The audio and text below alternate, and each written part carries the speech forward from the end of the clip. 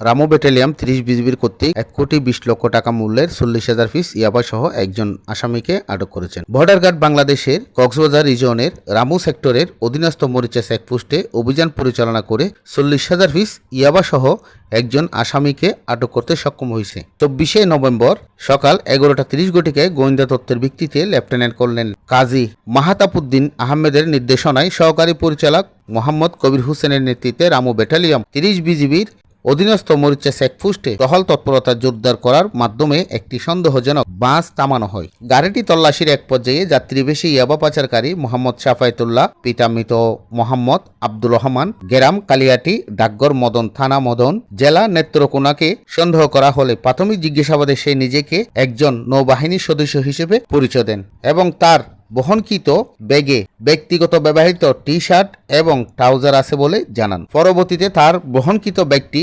পূর্ণাঙ্গভাবে তল্লাশি করে ব্যাগের ভিতরে নৌবাহিনীর লোগোযুক্ত 4 পিস টি শার্ট, এক সেট ট্র্যাকস্যুট, একটি ট্রাউজার, একটি ক্যাপ, 4টি মাস্ক, একটি পার্টস মানিব্যাগ এবং একটি আইডি কার্ড কভারের সাথে শেষ কায়দায় লুকায়িত অবস্থায় ১,২০,০০,০০০ টাকা মূল্যের ৪০,০০০ পিস ইয়াবা উদ্ধার করা হয়। বেসামরিক ব্যক্তি নৌবাহিনীর সদস্য হিসেবে কোনো পরিচয়পত্র বা অন্য কোনো প্রমাণাদি উপস্থাপন করতে পারেনি। উল্লেখ্য, উক্ত বেসামরিক ব্যক্তি নিজেকে ভুয়া নৌবাহিনীর সদস্য পরিচয় দিয়ে অভিনব কায়দায় মরিচা চেকপোস্ট অতিক্রম করার চেষ্টা করে। এ সময় মরিচা চেকপোস্টে ডিউটিরত বিজিবি সদস্যরা তাকে আটক করে। আটককৃত আসামি এবং জব্দ করা ইয়াবাগুলির আইনগত প্রক্রিয়াধীন রয়েছে বলে জানান লেফটেন্যান্ট কর্নেল কাজী মাহাতাবউদ্দিন আহমেদ, পরিচালক অধিনায়ক রামু ব্যাটালিয়ন ৩০ বিজিবি।